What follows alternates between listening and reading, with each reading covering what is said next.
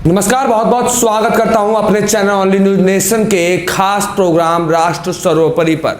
हर बार रात के 9 बजे हम आपके सामने ऐसे मुद्दे लाकर रखते हैं जो कि इस प्रोग्राम में आपको दिखाते हैं कि कैसे राष्ट्र को भूलते समय इस वक्त हमारे युवा एक गलत राह पर चल पड़े हैं। आपको बता दें कि देश में एक ऐसा माहौल बना हुआ है जिसको देखते हुए यह बात साफ प्रतीत होती है कि एक पार्टी की जाति दुश्मनी को लेकर विपक्षी दलों ने अब राजनीति को युद्ध का मैदान बना दिया है और उस युद्ध के मैदान में धर्म और शिक्षा इन सभी चीज़ों को भुलाते हुए, शिष्टाचारों को भुलाते हुए देश को एक अंधकार के गड्ढे में धकेल रहे हैं। आपको बता दें कि पिछले कुछ दिनों में हो रहे हिंसक प्रदर्शनों को आपने देखा ही, चाहे वो पैगंबर के नाम पर विवाद हो या फिर मस्जिद और मंदिर पे। ऐसे में एक और विवाद ने अब भारत में घर बना लिया है और इस विवाद के हालचाल को अगर आप ध्यान से देखेंगे, हमारे इस प्रोग्राम में जो हम वीडियोज और जो आपको तथ्यों को दिखाएंगे उसको देखने के बाद आपको पता चलेगा कि कैसे इस देश को नीचा दिखाने के लिए कुछ पार्टियां, कुछ दल के नेता ऐसे हैं इस देश में जो इस देश को नीचा दिखाने के लिए अपनी सर से लेकर एड़ी तक का जोड़ लगा रहे हैं। ये वही पार्टियां हैं, ये वही नेता हैं जिन्होंने हमारे देश पर पिछले 70 से 75 सालों तक राज किया। लेकिन आज जब इनके हेडमास्टर पर, इनके अध्यक्ष पर उंगली उठी, इनके अध्यक्ष पर आरोप लगे, तो उन आरोपों को कैसे दबाने के लिए बड़ी ही चतुराई से देश का पूरा रुख प्रदर्शनों की तरफ मोड़ दिया। बात कर रहे हैं हम यहाँ सरकार द्वारा जारी अग्निपथ योजना की। ध्यान से सुनिएगा, अग्निपथ योजना को हम आपको ध्यान देने के लिए इसलिए कह रहे हैं क्योंकि ये एक योजना है जिस पर इतना बवाल छिड़ा हुआ है। ऐसे ना जाने कितने योजना हमारे देश में घर बनाए हैं, लेकिन आज तक किसी योजना पर बवाल नहीं छिड़ा। फिर आखिरकार इसी समय इस योजना पर अचानक से बवाल क्यों? आखिरकार जब ईडी कांग्रेस के गांधी परिवार पर अपना हत्था डाल रही है तो ऐसे समय में देश का रुख मोड़ा क्यों जा रहा है? आज हम इन्हीं सारे मुद्दों से पर्दाफाश करेंगे। अपने इस प्रोग्राम में आपको दिखाएंगे कि कैसे एक पार्टी इस देश को अंधकार के कुएं में ढकेलती चली जा रही है, कैसे एक पार्टी और देश में मौजूद कुछ इस्लामिक कट्टरपंथी इस देश के युवाओं को अंधकार के मैदान में, हिंसा के रास्ते पर ढकेलते जा रहे हैं। सबसे पहले हम आपको वो प्रदर्शन दिखा रहे हैं जो प्रदर्शन विद्यार्थी, सैन्य अभ्यर्थी अपनी भर्ती के नाम पर और इस योजना के विरोध में कर रहे हैं। जब बच्चा छोटा होता है तो वो अपने माँ बाप से जिद करता है। जिद लाजमी होती है तो माँ बाप सुनते हैं और लाजमी नहीं होती तो उनको मार देते हैं। लेकिन यहाँ पर तो बच्चा ऐसी जिद पर अड़ा है जिस जिद का न सर है न पाँव है। सबसे पहले ये प्रदर्शन देखिए, उसके बाद हमारे साथ मौजूद हैं हमारे सहयोगी रंजीत जी और विशाल जी। इनसे बात करेंगे और जानेंगे कि आखिर सरकार द्वारा जारी इन योजनाओं में कमी क्या है, क्यों इन युवकों को इतना बुरा लग रहा है। तो सबसे पहले आप ये वीडियो देखिए और वीडियो देखने के बाद, प्रोग्राम देखने के बाद आप इस प्रोग्राम पे कमेंट और लाइक करना मत भूलिएगा। हमें जरूर बताइएगा कि ये सैन्य अभ्यर्थी जो रोड पर उतरकर ट्रेनों को आग लगा रहे हैं, बसों को आग के हवाले कर रहे हैं, पता नहीं कितनी आम जनता की सुरक्षा में चूक दे रहे हैं, इनको देश की सुरक्षा का जिम्मेदारी कैसे जमाया जाए, कमेंट में हमें जरूर बताइएगा।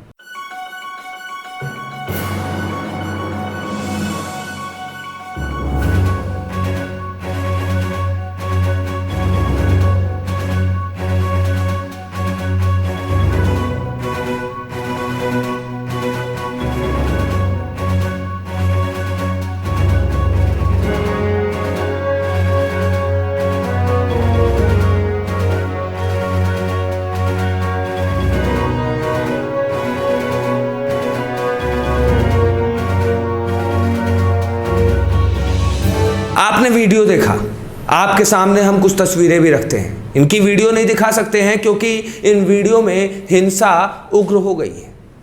यूट्यूब हमें इसका अधिकार नहीं देता, लेकिन आपको हम तस्वीरों के माध्यम से दिखाने की कोशिश करना चाहेंगे कि कैसे इस देश में देखिए कैसे सरकारी जान माल की क्षति को नुकसान पहुंचाया गया है सिर्फ अपनी बात मनवाने के लिए। ये तस्वीरें आप हमारे स्क्रीन पर लगातार देख रहे होंगे। स्क्रॉल होती हुई तस्वीरें इस देश की युवा किस पीढ़ी पर किस रास्ते पर जा रहे हैं उसकी सच्चाई अपनी जुबानी बता रहे हैं। तो आइए हम विशाल जी के पास पूछते हैं। विशाल जी, आप इस योजना को बहुत ध्यान से आपने इस पे खबरें भी की हैं, आपने इसे पढ़ा भी है, इसके बारे में देखा भी है, आप लगातार इस पे अपनी नज़र बनाए हुए थे। आप हमें बता सकते हैं कि आखिर क्या है इस योजना में, क्यों इतना बवाल छिड़ा हुआ है इसको लेकर? देखिए, ये एक योजना है, इसे योजना के हिसाब से ही लेना चाहिए। कमी योजना में नहीं है, कमी उन लोगों में है जो एक तो बूढ़े हो चुके हैं मानसिक रूप से, और उसके बाद 30-40 साल के, वो सेना में जा भी नहीं सकते, और वही लोग दंगा भड़का रहे हैं, वही लोग ट्रेनों को आग लगा रहे हैं, भारत की संपत्ति को बर्बाद कर रहे हैं। जो देशभक्त होते हैं, जो सैनिक होते हैं, वो कभी देश जलाते नहीं हैं। ये देश जलाने वाले कोई और हैं। भड़काऊ बयान नेता, विपक्ष, जितने भी विपक्षी नेता हैं, कोई भी इसका समर्थन नहीं कर रहा। अरे योजना पे बात कीजिए ना आप। ये एक योजना है, ये एक सौभाग्य है उनके लिए जो देश भक्ति करना चाहते हैं। बहुत सारे देश हैं ऐसी योजनाओं पर काम करते हैं, चाहे आप इजराइल ले लीजिए, अमेरिका ले लीजिए, बहुत ऐसे देश हैं जहां पर ऐसी व्यवस्थाएं की गई हैं कि लोग छोटे पल के लिए भी देश की सेवा कर सकते हैं। लेकिन यहाँ पर राजनीति की जा रही है। असदुद्दीन ओवैसी का बयान आ जाता है कि रिटायरमेंट होने के बाद अगर 11 लाख रुपये दे दिए गए तो क्या कुछ भी नहीं है। घर में किसी की तबीयत खराब हो जाए तो 11 लाख रुपये चुटकी में चले जाएंगे। अरे अनहोनी क्यों सोचते हो? ये तो मनुष्य जीवन है, किसी भी इंसान मर सकता है। इसको योजना से मनगढ़ंत बातें जो विश्वास बनाई जा रही हैं, जो दंगा फसाद किया जा रहा है, इससे कोई लाभ होने वाला नहीं है। वैसे नरेंद्र मोदी ने इन लोगों को ध्यान में रखा, इसीलिए जो 21 साल की उम्र थी उसको 23 साल कर दिया, और एक स्थायी पद देने की भी बात हो रही है। बहुत सारी चीज़ें अभी बदलेंगी, लेकिन ये लोग जो दंगा फसाद कर रहे हैं बिल्कुल गलत है। कभी भी दंगा फसाद करके जीत हासिल नहीं होती, और ट्रेन जला करके, भारत की संपत्ति जलाकर ये लोग अपना नुकसान कर रहे हैं, इसके अलावा कुछ नहीं कर रहे हैं। विशाल, यहाँ पे एक बड़ा सवाल है हमारी जनता के मन में और तमाम उन अभ्यर्थियों के मन में कि सैनिकों के लिए ये जो योजना निकाली गई, अभ्यर्थियों के लिए माफ़ करिएगा, जो ये योजना निकाली गई है, आखिर 4 साल बाद जब वो अभ्यर्थी या वो सैनिक अपने कार्यभार को छोड़कर वापस आएगा तो वो क्या करेगा? इस पर क्या कहना चाहिए? बड़ा सवाल है। इंटर कर लिया, इंटर करने के बाद क्या करेंगे? हर एक कोर्स 3-4 साल का होता है। बीए करेंगे, बीएससी करेंगे, बीटेक करेंगे, एमटेक करेंगे, क्या करेंगे? क्या 11 लाख, 15 लाख, 20 लाख रुपए कमा लेंगे? वो डिग्री करने के बाद कितने लोग डिग्री धारक पड़े हैं जो डिग्री लिए घूमते, कहीं प्राइवेट नौकरी नहीं पाते हैं। जिनके अंदर टैलेंट होता है, जिनके अंदर हुनर होता है, वो लोग करते हैं। अब बताइए 4 साल में कौन सी ऐसी डिग्री है जो करने के बाद 11-12 लाख देगी? अगर आप इसे योजना नहीं मान रहे और बार बार टिप्पणी कर रहे हैं सरकार पर, बताइए ना, आप 4 साल डिग्री करके कौन सा 15-20 लाख कमा लेंगे? और यहाँ एक चीज़ विशाल जी देखने वाली है कि क्या मतलब जो सैनिक जो 12वीं पास करने के बाद सैनिक बनते हैं, क्या उनकी पढ़ाई पूरी नहीं होती? जनाब, उनकी पढ़ाई भी पूरी होती है और सैनिक पूरी मदद भी करते हैं। हमारी आर्मी पूरा मदद भी करती है कि वो अपनी पढ़ाई पूरी करें। तो ऐसे में ये बोलना कि हमारे उन बच्चों को अंधकार में ढकेला जा रहा है, उनको बंदूकें थमा दी जाएगी, 4 साल बाद फिर वो बंदूकें लेकर रोड पर क्या करेंगे, इस पर आपका क्या कहना है? जी देखिए, बिल्कुल सही विशाल ने कहा है कि अभी जो कुछ हो रहा है ये एक प्रयोग है, संयोग नहीं है। और ये प्रयोग बीते 3-4 सालों से हम देख रहे हैं, चाहे CNRC का हो, किसान आंदोलन हो, या मंदिर मस्जिद हो, या अग्निपथ हो। ये दंगा जो है, सुनियोजित दंगा जो है 3-4 सालों से हो रहा है, और करने वाले सिर्फ एक ही लोग हैं, एक ही समुदाय से हैं, या यूँ कहें कि विशेष पार्टी से हैं, विपक्ष से हैं। उनका सिर्फ एक ही मकसद है कि सरकार की हर योजनाओं को रोक देना, और वो इस पर अधिकतर जो है कामयाब भी रहे हैं। उन्होंने इसके नाम पर, किसान आंदोलन के नाम पर आपने देखा दिल्ली जला दिया, हरियाणा जला दिया, पंजाब जला दिया। CNRC के नाम पर देश में कई जगह दंगे फसाद किए। मंदिर मस्जिद के नाम पर कहाँ क्या कुछ नहीं हुआ, पैगंबर के नाम पर कहाँ क्या कुछ नहीं हुआ, सब देख रहे हैं। अब अग्निपथ, मतलब उनको एक नया पॉइंट चाहिए देश जलाने का, वो सिर्फ मुद्दा ढूंढते हैं। अब ये बताइए, अगर मोदी सरकार कुछ करे तो गलत और ना करे तो गलत। अभी तक कह रहे थे कि रोज़गार नहीं आ रहा है, रोज़गार नहीं दे रही है। अगर हम रोज़गार दे रहे हैं, अब हमको ये बताइए, 17 से 21 साल की उम्र रखी गई है। 17 से 21 साल की उम्र में लड़का क्या करता है? या तो कॉलेज से पढ़ाई करता है, या इंटर BA करता है, या नशा करता है।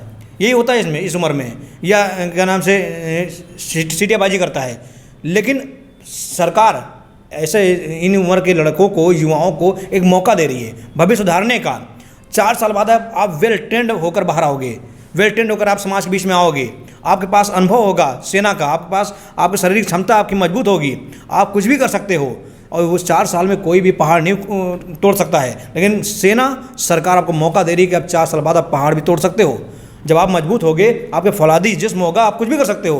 और सबसे बड़ी बात है कि हर महीने आपको 30,000 40,000 तनख्वाह दी जा रही है। सोचिए 4 साल में आपको कितने, लगभग 11 लाख ये मिलेंगे और लगभग क्या नाम से सैलरी का जोड़ दिया है तो 70-80 लाख रुपए जाकर हो रहा है। अब 4 साल में कौन सा युवा 70-80 लाख रुपए कमा रहा है?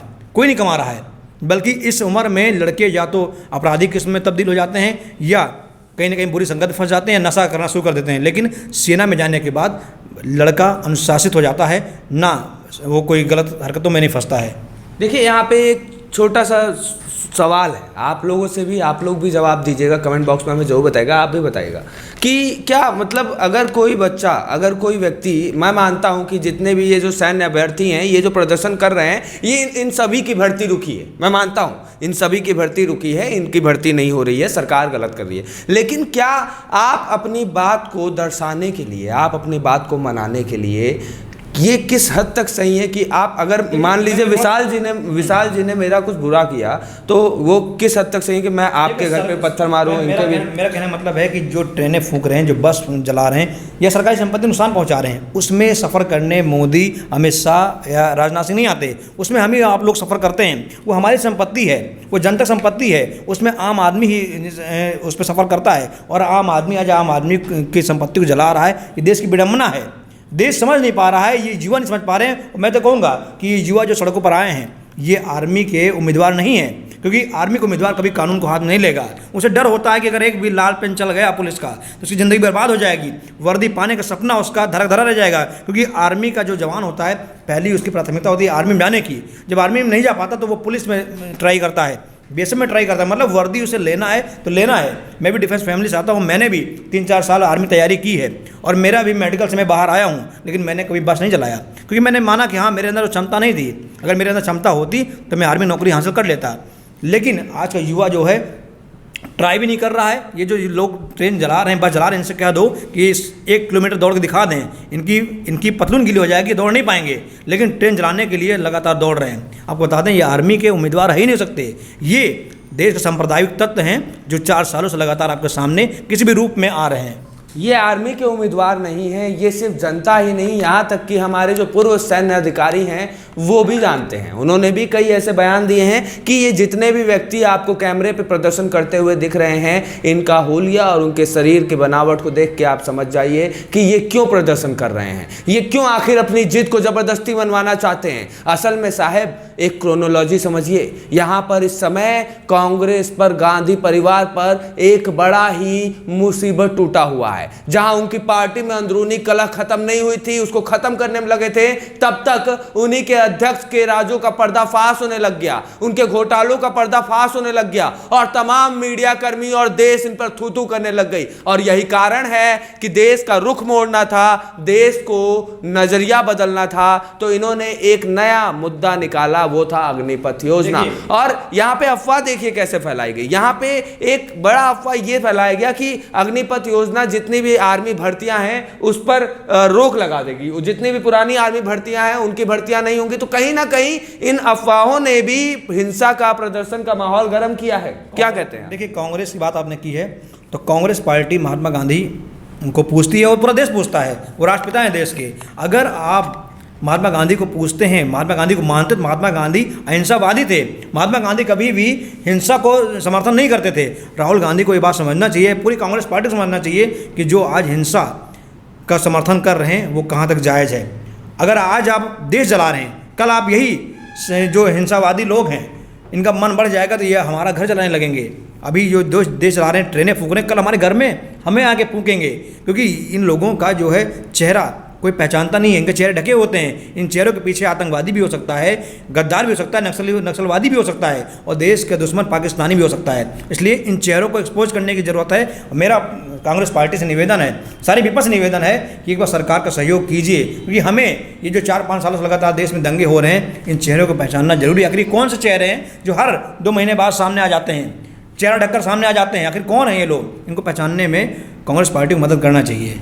और कहीं ना कहीं एक चीज़ देखने वाली है, आखिर अमेरिका मजबूत क्यों है, आखिर इजराइल मजबूत क्यों है? क्योंकि वहाँ पर ऐसी योजनाएं पहले से चल रही हैं। वहाँ के घर घर में एक मजबूत व्यक्ति पैदा है, वहाँ पे बैठा हुआ है, जो कल को अगर उनकी आर्मी कम पड़ जाती है तो वो छाती ठोक के अपने देश को रक्षा करता है, देश के व्यक्तियों की रक्षा करता है। लेकिन वहीं पर जब हमारे नौजवानों को एक मौका दिया जा रहा है, एक मौका दिया जा रहा है, ये चॉइस है, अगर लेना चाहिए तो ले, ना लेना चाहिए ना ले, लेकिन उसके बावजूद कुछ बोलना चाह रहे हैं? आपने अमेरिका की बात की, आपने यूरोप देशों की बात की। यूरोप देशों में इतनी राजनीति नहीं है।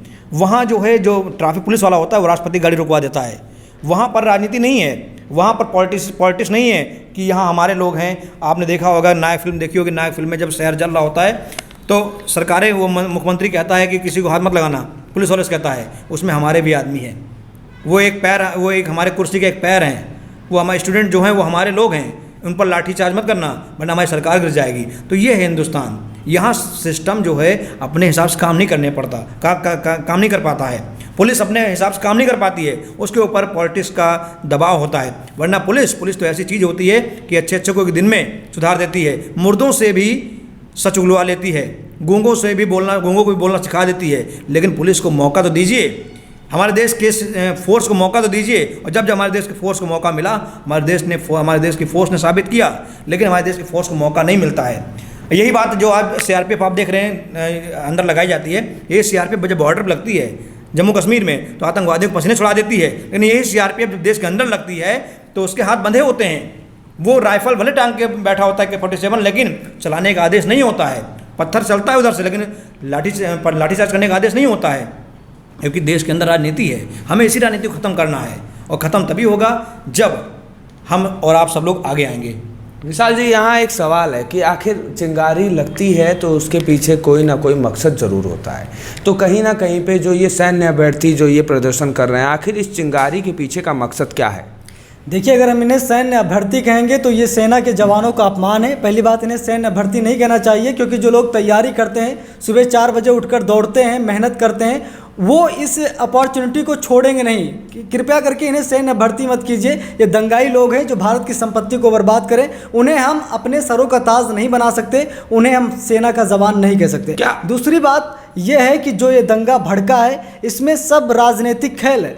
सारी तरीके से देखा जाए, कांग्रेस को ले लीजिए, सपा को ले लीजिए, असदुद्दीन ओवैसी को ले लीजिए, कोई ऐसी राजनीतिक पार्टियां जो विपक्ष में है, किसी ने भी इस बिल का समर्थन नहीं किया और इस योजना का समर्थन नहीं किया। और देश में जितने भी बिल पास हुए हैं, किसी का भी समर्थन नहीं हुआ। चाहे CNRC ले लीजिए, चाहे आप पॉपुलेशन कंट्रोल को ले लीजिए, या फिर आप कृषि कानून को ले लीजिए, और एक योजना आई। ये लोग पूरी प्लानिंग के तहत हैं कि भारत सरकार यानी नरेंद्र मोदी की सरकार कोई भी योजना लागू करे तो उस पर हम हंगामा करवाएंगे, देश जलाएंगे, यही करेंगे। और आज यही हो रहा है, और ये सबसे बड़ी विडंबना है देश की। अगर हर घर में जवान हो जाएंगे तो देश बहुत महान बन जाएगा। इजराइल क्यों महान है? वहाँ पर अनिवार्य है, सेना की ट्रेनिंग लेना अनिवार्य है। आप कुछ हो या ना हो, आपको सेना की ट्रेनिंग लेनी पड़ेगी, तभी आज इजराइल इतना महान है। इतने आतंकवादियों के देश के बीच में बसा हुआ है, लेकिन कोई उसका बाल बांका नहीं कर पाया। कई देशों ने हमला बोला, लेकिन कभी किसी ने जीत हासिल नहीं की। उसे जीत पाना मुश्किल है, क्योंकि हर घर में जवान बैठा है। तो भारत को भी ऐसा होना पड़ेगा, तभी हम जाकर के अपने दुश्मनों को टक्कर दे पाएंगे। क्योंकि जितना बड़ा भारत है, कहीं उससे बड़े उसके दुश्मन हैं। तो हर एक घर में सेना का जवान होना चाहिए। ये बड़ी अच्छी बात है, बड़ी फख्र की बात है कि देश के प्रधानमंत्री ने ऐसा सोचा। विडंबना, देश की विडंबना, बड़ा ही सही आपने मुद्दा उठाया। ये विडंबना नहीं तो और क्या है कि जो व्यक्ति ईडी के सवालों का सही से जवाब नहीं दे पाता है, जो व्यक्ति छाती ठोक कर मीडिया और जनता के सामने कहता है कि हमने कुछ गलत नहीं किया, मेरी माता ने कुछ गलत नहीं किया, और जिस व्यक्ति ने शुरू से लेकर अंत तक इनकी पार्टी को संभाला, इनके गांधी परिवार को संभाला, जैसे ही उसकी मौत होती है, राहुल गांधी सारा का सारा आरोप उन पर मर देते हैं। ये देश की विडंबना ही तो है। देश की विडंबना ही तो है कि हमारे नौजवानों के, जिनके हाथ में किताब होना चाहिए था, जिनके हाथ में तिरंगा होना चाहिए था, जो नौजवान हमारे देश की सुरक्षा का सपना देखते थे, आज वो नौजवान हमारे देश में तिरंगा लेकर नहीं, हाथों में डंडा लेकर घूम रहे हैं। सरकार, जी हाँ, डंडा लेकर घूम रहे हैं, पत्थर लेकर घूम रहे हैं। ये देश की विडंबना ही तो है कि जिस देश को मुगल आक्रांताओं ने इतना लूटा, जिस देश के पूरे स्वाभिमान को मिटाने की पूरी कोशिश की। आज उसी मुगल आक्रांताओं की हमारे देश में पुष्पांजलि होती है, हमें इतिहास उनका पढ़ाया जाता है। ये देश का विडंबना ही तो है। क्या कहना चाहेंगे? देखिए, विडंबना तो है ही, लेकिन आप बता दें जो ये दंगाई रोड पर हैं इनको रोज़गार मिला हुआ है, ये बेरोज़गार नहीं है। इनको आर्मी से नहीं मतलब, लेकिन ये रोज़गार इनको मिला हुआ है कि पर पत्थर जो है 50 रुपये इनको मिल रहे होंगे।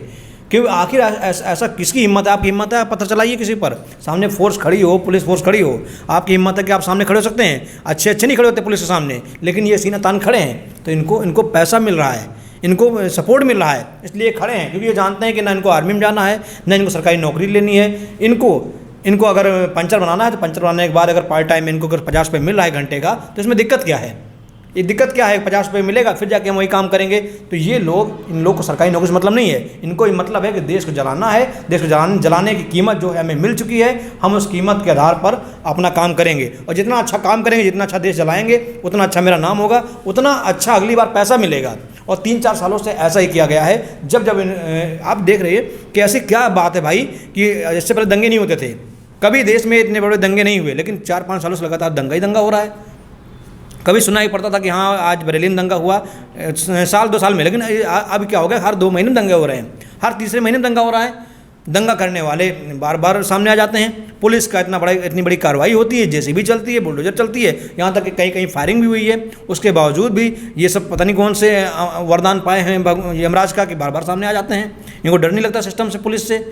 कहीं ना कहीं ये देश के साथ बहुत बड़ी साजिश है, और इस साजिश का पर्दाफाश होना बहुत जरूरी है। जी, यहाँ पे इन लोगों को भगवान का वरदान नहीं है, ये कलयुग के जो भगवान बने नेता हैं, जो अभिनेता हैं, उनका वरदान है। ये उनकी श्रेय में जी रहे हैं। ये अमेरिका और पाकिस्तान, चाइना और पाकिस्तान जैसे हमारे दुश्मन देशों के श्रेय में जी रहे हैं। उनको बाकायदा फंडिंग होती है।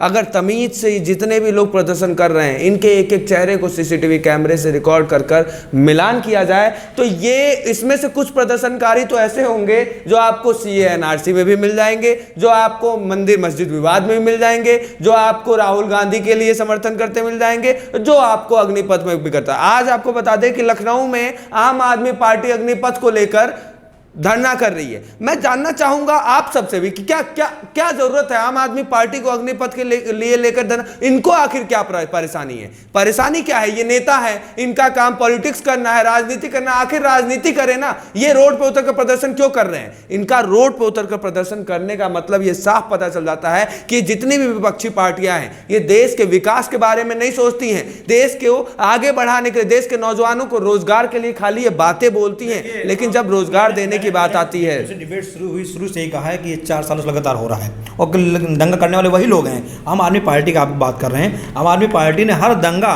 या यूँ कहें कि हर स्ट्राइक को समर्थन किया है। CA-NRC पर जब शाहीन बाग में बैठक हुई थी, तो वहाँ भी आम आदमी पार्टी के अहमदुल्ला खान लगातार समर्थन दे रहे थे।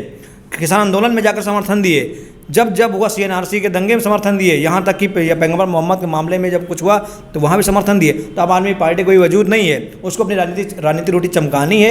अभी वो दिल्ली में सीमित है, उसे पूरे देश में चमकना है, और चमकने के लिए इन्हीं सब पत्थरबाजों को सहारा उसे लेना पड़ रहा है। क्योंकि पत्थरबाज उसके सबसे बड़े वोट बैंक हैं, सबसे बड़े वोट बैंक उसके यही बांग्लादेशी रोहिंग्या हैं। और अगर इनका समर्थन नहीं करेगी वो पत्थरबाजी, यही कहें कि ये जिहाद कौन करता है? जिहाद बांग्लादेशी करते हैं, और या तो आतंकवादी करता है। हिंदुस्तानी कभी भी जिहाद नहीं करता।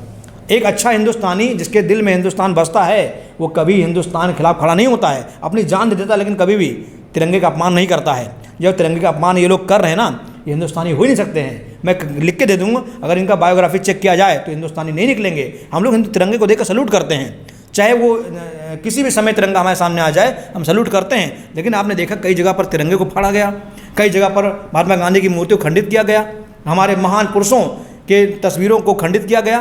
तो ये क्या, आप बताइए हमको, क्या हिंदुस्तानी है? ये हिंदुस्तानी नहीं है, बांग्लादेशी हैं। पूरे सब के सब बांग्लादेशी हैं, जिनको भाड़े टट्टुओं के आधार पर 50 रुपये देकर इनको रोड पर उतारा गया है। जैसा कि आपने देखा, इस प्रोग्राम के द्वारा हमने आपको दिखाया कि कैसे नौजवानों के नाम पर, रोजगार के नाम पर कुछ इस्लामिक कट्टरपंथियों के साथ, कुछ राजनेताओं के श्रेय में जीते हुए कुछ आक्रांता हमारे देश को कैसे काल के मुंह में ढकेल रहे हैं। हम अपने इस प्रोग्राम को यहीं ख़त्म करेंगे। आखिर में हम आखिरी आप लोगों का विचार लेना चाहेंगे। विचार देने से पहले मैं बात बता दूं, जब भर्ती रैली होती है तो मैंने भर्ती रैली कई देखी है, 3-4 रैलियाँ देखी है। भर्ती रैलियों में 5,000-10,000 आदमी शामिल होते हैं, लेकिन यहाँ मैं देख रहा हूँ वो 4-5 एक मंडल से शामिल होते हैं, एक जिले से नहीं होते हैं। जब 4-5 मंडल की भर्ती एक बार होती है, मंडलों की भर्ती होती है जिसमें 5 जिले आते हैं, तब जाकर 5,000 युवा शामिल होते हैं। अब सोचिए 5 मंडल से 5,000 युवा शामिल हो रहे हैं भर्ती रैली में, और यहाँ दंगा करने के लिए 20,000 आदमी इकट्ठे हो गए। अब बताइए कि कौन से फौजी बनना चाहते हैं? 20,000 आदमी इकट्ठा हो गए दंगा करने के लिए, और जब आर्मी रैली निकलती है तो 5,000 आदमी आज सामने आते हैं। तो इसका ये आप खुद समझ जाइए कि असली फौजी बनने वाले ये लोग है ही नहीं है, इनको फौजी से मतलब है ही नहीं है।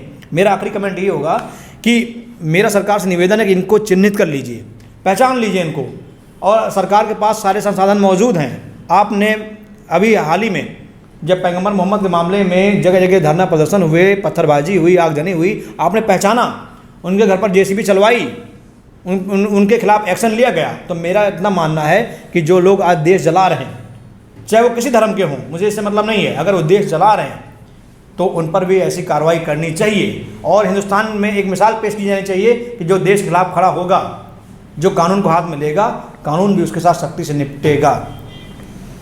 विशाल, बिल्कुल विश्वेश, जैसे कि हम लोग के यहाँ जो सरकारी नौकरी की तैयारियाँ होती हैं तो पड़ोसी भी नहीं जान पाता कि कोई सरकारी नौकरी की तैयारी कर रहा है। जिसको करना होता है बाहर चला जाता है, बताता है हाँ छोटा मोटा काम कर रहे हैं, और सरकारी नौकरी की तैयारी करता है। यानी वो उतना छिप कर रहता है, समाज से दूर रहता है, दंगों फसाद से दूर रहता है। वो किसी भी कीमत पर कहीं लड़ाई झगड़ा छोटा मोटा गाँव मोहल्ले में हो जाए तो उसमें शामिल नहीं होता कि कहीं रेड पेन न चल जाए, कोई धारण लग जाए। और ये लोग पूरा ट्रेन जला रहे हैं, पूरे शहर तबाह कर रहे हैं, सरकार के खिलाफ नारेबाजी कर रहे हैं, तिरंगे फाड़ रहे हैं। ये देशभक्त हो ही नहीं सकते, इनके ऊपर कार्रवाई की जाए। जैसे रंजीत जी ने कहा कि चिन्हित कर लिया जाए, ज़रूर किया जाए, और इनके सारे जितने घर वाले लोग, जितने भी परिवार के लोग हों, सबको लिस्ट किया जाए कि कौन है जो आर्मी की योग्यता रखता हो। अगर रखता है तो ठीक है, अगर नहीं रखता तो कार्रवाई की जाए कि क्यों गए वहाँ पर दंगा फसाद करने, और वसूला जाए, जितना नुकसान है सब वसूला जाए। जो भी ट्रेनें जली हैं, जो नुकसान हुआ है सरकार का, सरकारी संपत्ति को जो नुकसान पहुंचा है, इन्हीं लोगों से लिया जाए, अकल ठिकाने आ जाएगी। देश में बहुत सारा काम करना है, ऐसी तमाम योजनाएं लागू करानी है। हर एक योजनाओं पर हंगामा होगा तो देश कहाँ जाएगा? ये तो बड़ी सौभाग्य की बात है कि हमें ट्रेनिंग मिल रही है, वो भी सेना की ट्रेनिंग मिल रही है। घर घर में जिहादी बैठे हैं। अब अगर यही वैकेंसी, यही योजना लश्कर तैयबा, हिजबुल मुजाहिदीन लॉन्च कर देता ना, तो करोड़ों लोग पहुँच जाते, एक हंगामा ना होता। देशभक्ति के नाम पर हंगामा, आपको सैनिक बनाया जा रहा है, आपको देश की रक्षा करने के लिए रक्षक बनाया जा रहा है, और आप देश के भक्षक हो रहे हैं। ये अच्छी बात नहीं है, शोभा नहीं देता है, और इनके ऊपर कार्रवाई होनी चाहिए। जितने लोग शामिल दंगे में, स्टूडेंट नहीं हैं, ये सेना के अभ्यर्थी नहीं हैं, ये दंगाई हैं, और ये रहेंगे, हमेशा रहेंगे। इसीलिए सरकार से विनती, कार्रवाई करें। ये सैनिक अभ्यर्थी नहीं है, ये दंगाई हैं और ये पत्थरबाज हैं। वीडियोस देखकर, हमारा प्रोग्राम देखकर आपको इस बात का अंदाज़ा तो साफ हो गया होगा। हम अपने इस खास प्रोग्राम राष्ट्र सर्वोपरि से, सरकार से और सरकार तक एक निवेदन पहुंचाना चाहते हैं कि जितने भी दंगाई हैं, जैसा कि हमारे सहयोगियों ने कहा, जितने भी दंगाई हैं इनको चिन्हित किया जाए। चिन्हित करने के बाद पता किया जाए कि कौन सा इसमें से व्यक्ति भर्ती योजना लायक था और कौन नहीं, और जो नहीं था उस पर ठीक वैसे ही एक्शन लिया जाए जैसे उन पत्थरबाजों पर लिया जा रहा था, उन मुस्लिम आक्रांताओं पर, मुस्लिम कट्टरपंथियों पर लिया जा रहा था जिन्होंने हमारे देश की जान माल को क्षति पहुंचाई। क्योंकि अगर ये नहीं होता है तो सरकार पर एक सवालिया निशान खड़ा होता है, सरकार पर एक पक्षीय कार्रवाई का निशान खड़ा होता है, और ऐसे में भारतीय जनता पार्टी जैसे सत्ताधारी सरकार के लिए मुसीबतें खड़ी हो सकती हैं कि इससे पहले मुसीबत खड़ी हो, मुसीबत को जड़ से हटा दीजिए। चाहे वो हिंदू हो, चाहे वो मुस्लिम हो, प्रदर्शन के आड़ में जो भी हिंसा कर रहा है उस पर कड़ी से कड़ी कार्रवाई कीजिए, उस पर भी बुलडोजर चलाइए। अपने प्रोग्राम को हम यही खत्म करते हैं और आपसे निवेदन करते हैं कि खबर पसंद आई हो, प्रोग्राम पसंद आया हो तो प्रोग्राम पर लाइक शेयर तो करिएगा, साथ में कमेंट करके हमें जरूर बताइएगा कि आपकी क्या राय है, आपकी क्या प्रतिक्रिया है इन दंगाइयों पर, इन प्रदर्शनकारियों पर। क्या इन्हें सैन्य अभ्यर्थी बोलना सही रहेगा या फिर इनको भी उन पत्थरबाजों की लिस्ट में डाल दी जाए? बने रहिए ऐसे ही प्रोग्राम के लिए, ऐसे ही खास प्रोग्राम के लिए हमारे साथ रात के 9 बजे राष्ट्र सर्वोपरि पर, क्योंकि हमारे लिए राष्ट्र सर्वोपरि है, उसके बाद कुछ और है। धन्यवाद।